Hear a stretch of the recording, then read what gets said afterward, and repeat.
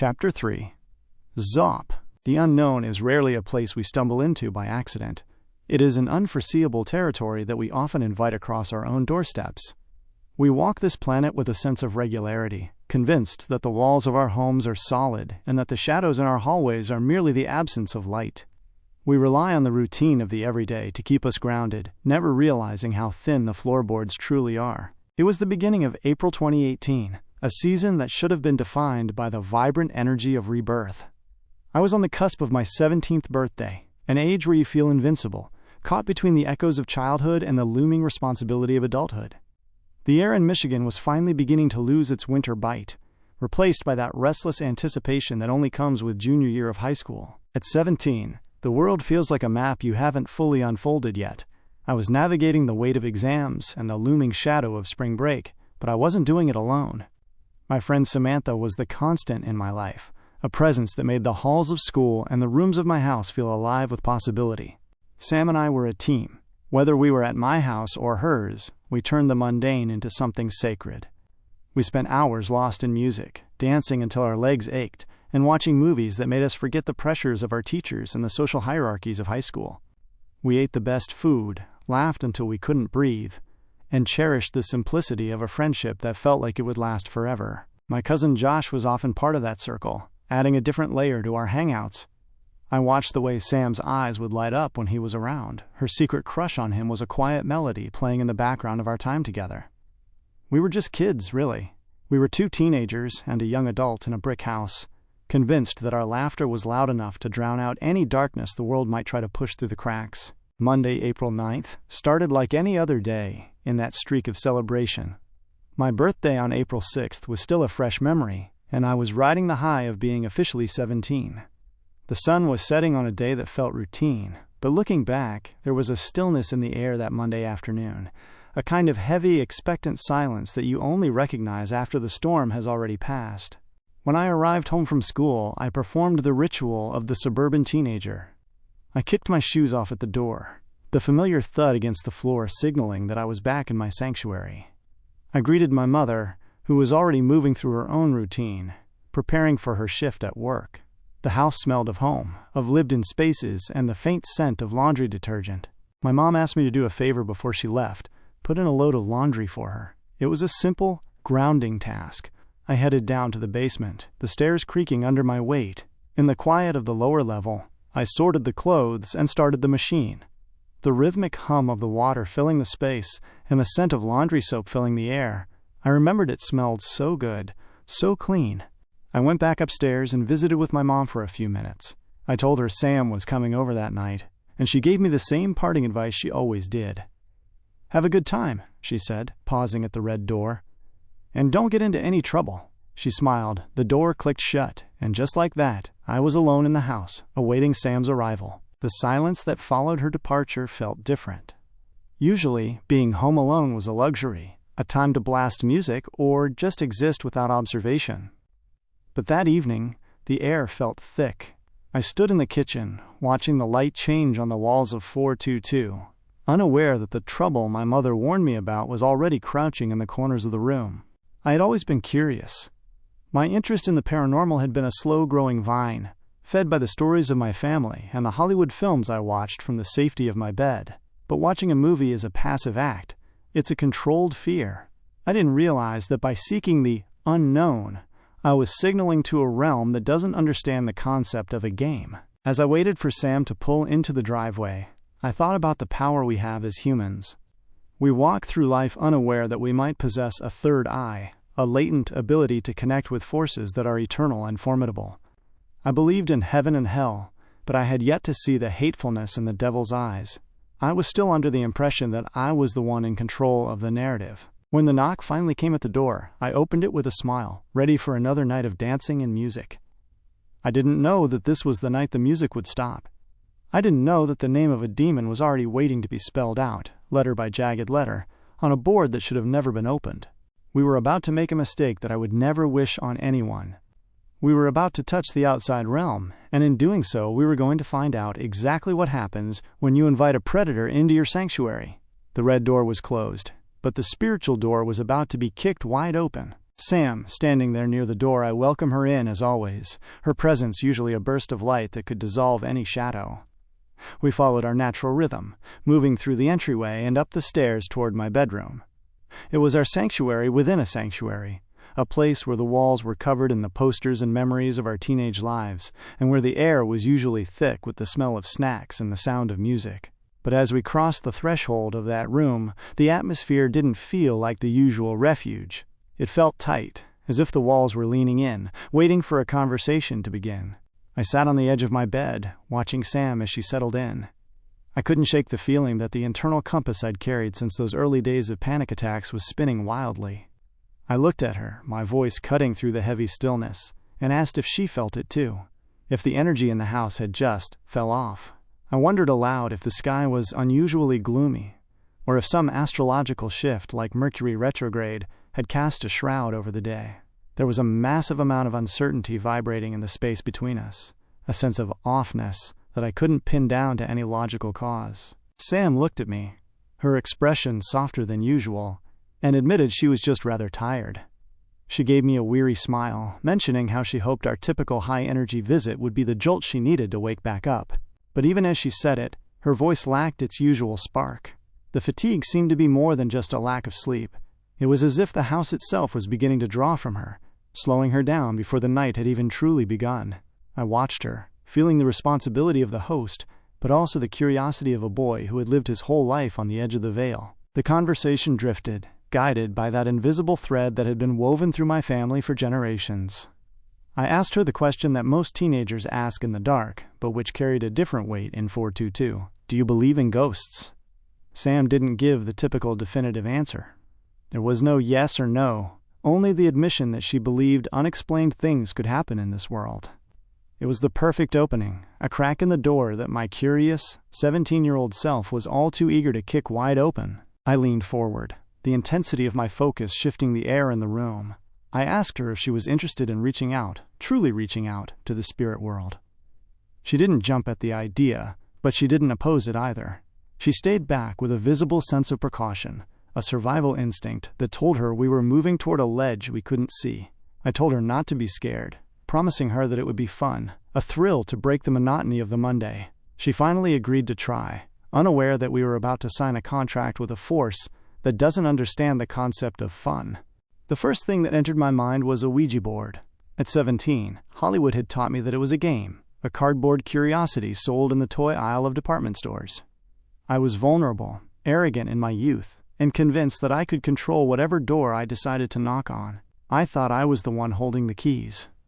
I stood up and approached an old dresser of mine, my movements deliberate and fueled by a sudden, frantic creative energy. I began to strip the clothing from the bottom part of the dresser, tossing fabric aside until I reached the wood itself. I removed the interior base of the drawer, a flat, raw piece of wood that served as the perfect canvas for a disaster. Using a picture on my phone as a guide, I began to recreate the board with my own hand.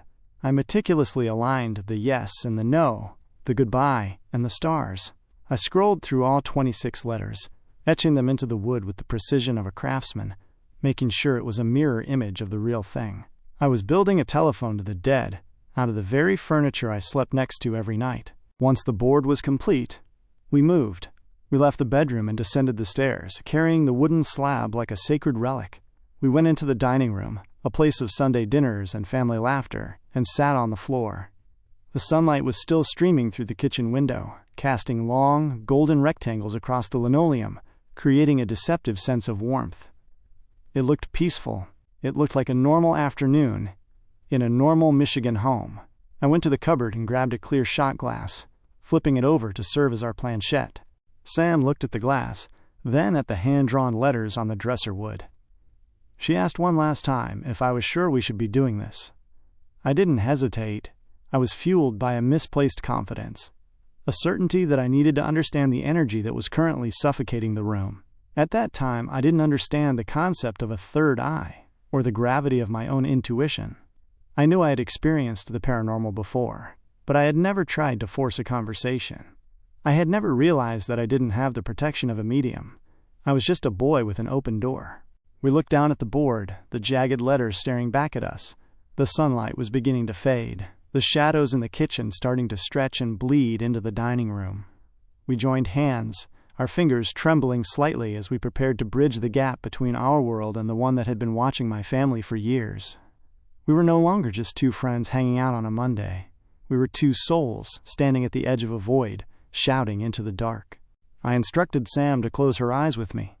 We needed to center our focus, to pull all the scattered energy of the house into this one circle on the floor. I felt the heat of her hands and the coldness of the floor beneath us. The hum of the laundry in the basement felt like a distant heartbeat, a reminder of the normal life we were currently abandoning.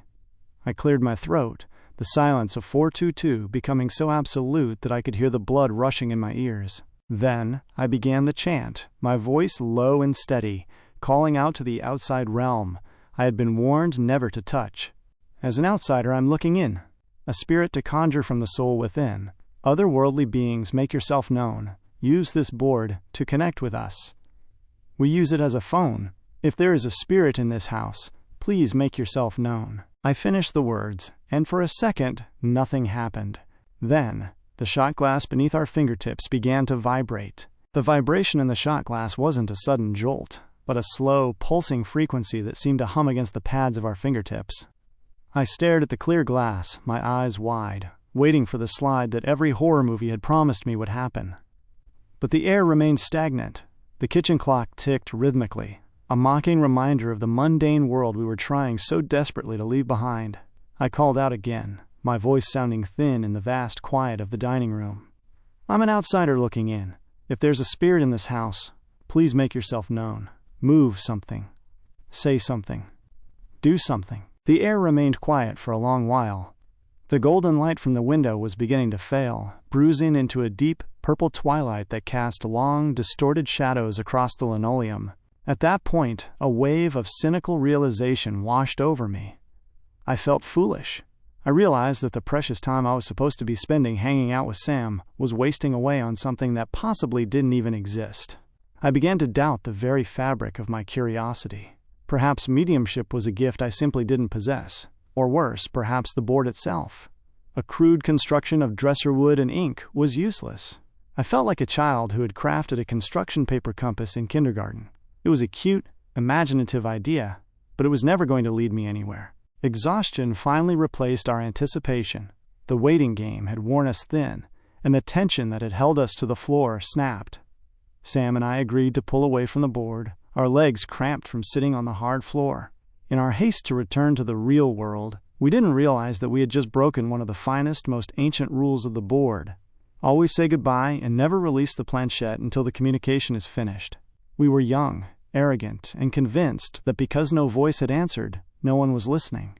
We pulled our hands away, leaving the shot glass sitting dead center on the wooden slab. There was nothing to say goodbye to, or so we thought. It felt like a trap we hadn't seen until we tried to step out of it. As we began to stand up, the shot glass suddenly fell over with a sharp, glass-on-wood clatter. We both jumped, the sound amplified by the silence of the house. I assumed it was a fluke, that either Sam or I had caught the edge of the board with a foot as we scrambled to our feet. I reached down, sighing, and adjusted the shot glass back into an upright position. I was about to pick the entire board up to throw it back into the dresser when the world turned cold. Before I could even touch the wood, the shot glass moved. It didn't just slide. It moved with a predatory quickness across the surface of the board, guided by a hand we couldn't see. My heart started to palpitate with a raw, visceral fear. I knew what I had just seen. This wasn't a fluke of physics or a gust of wind. Sam, true to her nature, started laughing. It was her defense mechanism. She always found the most terrifying, serious situations to be comical. She looked at the glass and let out a breathless, "Uh-oh." I didn't laugh. I placed the board back down on the floor, the weight of the moment pressing into my chest like a physical hand. Sam chose to stay back this time, her laughter dying down as she watched from a distance, no longer willing to touch the wood. I leaned over the board, my voice trembling but determined. I called out once more. As an outsider looking in, if there's a spirit in this house, please move the planchette along the board. Silence greeted me again. I tried once more, my heart hammering against my ribs. If there's a spirit in this house, please move the planchette. Still, The glass sat motionless under the fading light. I looked back at Sam and told her she had to join me. I had a feeling, a dark, intuitive pull, that she was the key I needed. For the last time, I issued the invitation. As an outsider, I am looking in. If there is a spirit in this house, please move the planchette. This time, the answer was instantaneous. The shot glass didn't just move. It began circling the board with an intense, violent energy. It spun in tight, frantic loops that defied the friction of the wood. Still to this day, I'm unsure if Sam's energy was the catalyst, but the planchette was no longer behaving. It was alive. The aggression of the movement sparked something defensive in me. I needed to know what was standing in the room with us. I commanded the force to stop, my voice rising in volume. Stop! Tell me your name. Who are you? What is your name? Instead of spelling, the glass only spun faster, a dizzying, circular motion that felt like a snarl. I became aggressive myself, yelling into the empty air of the dining room. Stop! Tell me your name. The glass obeyed instantly, shooting across the board to the word no. The air in the room felt like it was being sucked out through the floorboards. I tried a different angle, my voice dropping to a whisper. Are you shy? I asked. The glass slowly, deliberately slid to yes. I felt a flicker of hope that perhaps this was a lost soul, something harmless. I asked, are you good? The glass hesitated. It sat in a heavy, pregnant silence that seemed to last an eternity. I asked again, more firmly, Spirit, are you good? There was no movement, no answer. Just a cold, stagnant void where an answer should have been. I returned to the only question that mattered. What is your name? This time, the glass didn't spin. It began to itch across the board with a slow, agonizing precision. It moved to the X. Then, without a moment's pause, it slid to the O. Finally, it landed on the P. I read the letters aloud, the sound of them feeling jagged in my mouth. Hello, XOP. I'm Jonah, and this is my friend Sam. We want to know, are you good? The response was like a lightning strike. With an aggressive, terrifying force, the shot glass flew across the board, slamming into the word no. The speed of it was impossible. It was a quick, violent rush of energy that rattled the very wood beneath us. Sam started to laugh again, a nervous, high-pitched sound. She tried to tell herself I was joking, that I was the one pushing the glass, but I could feel the truth vibrating in the air. My mind was instantly instilled with a paralyzing fear. My heart sank deep into my stomach as the reality of the situation began to dawn on me. I hadn't just contacted a ghost or a lingering memory of the house. I had invited an ancient, malevolent force across the threshold. I didn't fully comprehend it then, but I had just been introduced to the manifestation of the devil in my life. I'd asked for a sign, and XOP had given me one that would haunt the hallways of 422 for the rest of my time there. The session was over, but the haunting had only just begun. As we pulled away from the board for the final time that night, the house didn't return to its normal state. The silence was gone, replaced by a low, constant pressure against my eardrums. We were no longer alone in the dining room. As I looked at the hand-drawn board, I realized the mistake I had mentioned in the introduction wasn't just a turn of phrase. It was a bridge I had built, and something hateful was already halfway across. The silence that followed the word no was not empty. It was heavy, vibrating with an energy that made the very molecules in the air feel jagged. We did not destroy the board, though every instinct I possessed screamed at me to burn it, to break it, to erase every charcoal line I had etched into that dresser wood. Instead, we stepped away in a state of absolute shock, our hands trembling so violently we could barely maintain our balance. My heart was racing uncontrollably, hammering a frantic rhythm against my ribs that felt like it was trying to escape my chest. I searched my mind for a logical explanation, a draft, a trick of the light, a subconscious muscle twitch. But there was nothing. We were both petrified, anchored to the floor by a fear so primal it bypassed reason. As we stood there, the environment began to undergo a subtle, terrifying transformation.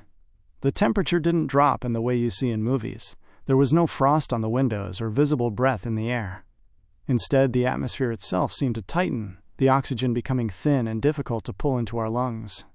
It felt as though the house was bracing for a blow, the pressure in the room rising, until my ears began to pop. The very act of breathing became a conscious, labored effort, as if the spirit we had named was now occupying the same space as the air we needed to survive. Then, the auditory assault began. The basement door, which had been securely shut, started to creak. It wasn't a fast movement, but a slow, agonizingly deliberate pivot on its hinges, the wood groaning as if under the weight of an invisible hand. The darkness of the stairwell began to spill out into the hallway, a yawning void that seemed to pulse with a life of its own. Sam, her laughter long gone and replaced by a pale mask of terror, whispered for me to go down there and check it. I didn't hesitate to refuse. I made it clear right then that my presence was not going to be anywhere near the downstairs. I didn't care about the laundry my mom had requested. I didn't care about the routine. The basement was no longer part of our home. It was a territory that had been claimed. We could feel it then, the presence. It was a dense, oily sensation of being watched by something that didn't just see us but loathed us. The danger was palpable, an invisible shroud that made the hair on our arms stand straight up. The most terrifying part was the uncertainty. We didn't know where it was standing. Was it lurking in the shadow of the basement stairs? Was it watching us from the darkness of the upstairs hallway? Or was it standing right next to us, its unseen breath mingling with our own? The breathless environment continued to close in, the walls of the dining room feeling as though they were constricting like the ribs of a giant beast. In that deafening silence, a new sound emerged, the delicate, rhythmic clinking of glass. My mother had a wine collection housed on a rack in the dining area, but there was one bottle that hadn't found its place yet. It was an inexpensive bottle of St. Julian's wine, resting on the floor next to a metal filing cabinet. We both turned our heads toward the sound, our eyes locking onto the green glass. For a second, the world stood perfectly still, the light from the kitchen catching the curve of the bottle. We stared at it, wondering if our minds were finally snapping under the pressure of the unknown. Then, the force of the demonic made its intention clear. The bottle of St. Julian's didn't tip over. It didn't slide. It flew. It was launched across the room by an invisible, violent strength, hurtling through the air with a velocity that no human hand could have achieved from that angle. It soared across the dining area and shattered with a violent explosion against the hallway closet doors. The sound of the glass breaking was like a gunshot, shattering the oppressive silence and sending shards of green glass and dark red liquid spraying across the floor and the walls. Wine was everywhere, looking disturbingly like blood under the dim lights of the dining room. I stood there, paralyzed, watching the red liquid drip down the white wood of the closet doors. I couldn't help but wonder if XOP was using that bottle to christen his invasion of my home. It felt like a dark ritual, a violent announcement that the borders had been breached and the sanctuary was gone. The smell of the wine filled the air, sweet, fermented, and now deeply unsettling, mixing with the metallic tang of our own fear. We were two God-fearing humans standing in a house that had been dedicated to my childhood memories and family gatherings, but the cross on the wall felt small compared to the thing we had just unleashed. The shattered glass was a physical manifestation of our broken safety. We had asked for a sign, and we had received a declaration of war. My childhood home, the place where I had watched Disney Channel and prepared for school, had been transformed in a matter of minutes into a vessel for something inhuman. The days that followed would tell the rest of the tale, unleashing a psychological and spiritual torment that would test every fiber of our beings. But in that moment, as the wine soaked into the carpet and the basement door stood wide, the reality was simple and soul-crushing. We were no longer the masters of 422. Something else had moved in, something that didn't need a key, and it was only just getting started. I looked at the board, still sitting on the floor with its hand-drawn letters, and I realized with a sickening clarity that some doors, once opened, can never be truly shut again.